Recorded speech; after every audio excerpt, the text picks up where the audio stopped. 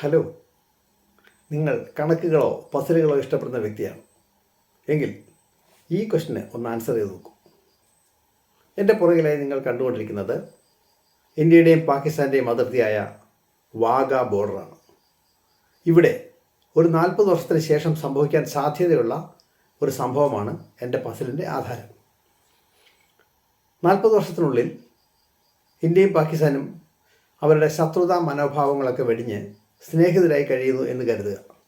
ആർക്ക് വേണമെങ്കിലും അതിർത്തി കടന്ന് അപ്പുറത്തേക്ക് പോകാം, ഇപ്പുറത്തേക്ക് വരാം. യാതൊരു റെസ്ട്രിക്ഷൻസും ഇല്ല.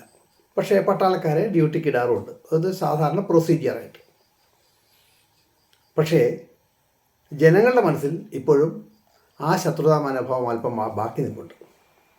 അതുകൊണ്ട് തന്നെ ജനങ്ങൾ മറ്റ് രാജ്യത്തിനെ അല്പം കുറച്ച് കാണിക്കാൻ ശ്രമിക്കും. അതിനുള്ള ഒരു ഉപാധി അവർ നോക്കുന്നത് ഇന്ത്യയിലെ 100 രൂപയ്ക്ക് പാകിസ്ഥാനിലെ 90 രൂപയുടെ വിലയെ പാകിസ്ഥാൻകാർ നൽകുകയുള്ളൂ. തിരിച്ചും പാകിസ്ഥാനിലെ 100 രൂപയ്ക്ക് ഇന്ത്യയിലെ 90 രൂപയുടെ വിലയെ നൽകുകയുള്ളൂ. ഗവൺമെൻറ് അങ്ങനെയല്ല. ഗവൺമെൻറ് തുല്യമായ വിലകളാണ് വെച്ചിരിക്കുന്നത്. ഇനിയാണ് സംഭവം നടക്കുന്നത്. ഒരു പട്ടാളക്കാരൻ, ഇന്ത്യൻ പട്ടാളക്കാരൻ ഇന്ത്യയിലെ അതിർത്തിയിൽ ഡ്യൂട്ടിക്ക് പോകും. അയാൾ അവിടെ വെച്ച് ഒരു ഇന്ത്യൻ കടയിൽ ചെന്ന് 10 രൂപയുടെ ഒരു പേന വാങ്ങിച്ചിട്ട് 100 രൂപ കൊടുക്കുന്നു. അപ്പോൾ കടക്കാരൻ്റെ കയ്യിൽ 90 രൂപ, ഇന്ത്യൻ 90 രൂപ ബാക്കി കൊടുക്കാനില്ല. കടക്കാരൻ എന്ത് ചെയ്തു? കടക്കാരൻ പറഞ്ഞു, എൻ്റെ കയ്യിൽ പാകിസ്ഥാൻ്റെ ഒരു 100 രൂപ ഇരിപ്പുണ്ട്, ഞാനത് പകരം തരാമെന്ന് പറഞ്ഞു. പട്ടാളക്കാരൻ സമ്മതിച്ചു. ആ 100 രൂപ ഇന്ത്യൻ 90 രൂപയ്ക്ക് പകരമായി വാങ്ങിയിട്ട് നിബന്ധനകളൊന്നും ഇല്ലാത്ത കാരണം ഇദ്ദേഹം അതിർത്തി കടന്ന് പാകിസ്ഥാനിലേക്ക് എത്തി. പാകിസ്ഥാനിൽ ചെന്ന് അവിടുത്തെ ഒരു കടയിൽ ചെന്ന് പാകിസ്ഥാൻ്റെ 100 രൂപ കൊടുത്തു. അവിടുത്തെ കറൻസിയാണല്ലോ അത്. അവിടെ 100 രൂപ കൊടുത്തിട്ട് 10 രൂപയുടെ ഒരു പേന വാങ്ങി. അപ്പോൾ ആ കടക്കാരൻ്റെ കയ്യിൽ പാകിസ്ഥാനിലെ 90 രൂപ ബാക്കി കൊടുക്കാനില്ല.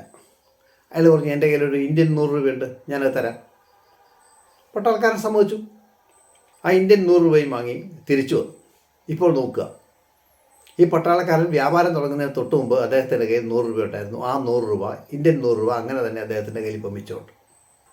10 രൂപ വിലയുള്ള 2 പേനകളുമുണ്ട്. അപ്പോൾ ആർക്കാണ് നഷ്ടം വന്നത്?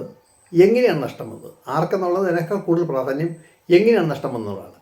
നിങ്ങൾ പുലിയല്ലേ? ആൻസർ നേരെ കമൻറ്റ് ബോക്സിൽ ഇട്ടേക്കുക. ബൈ.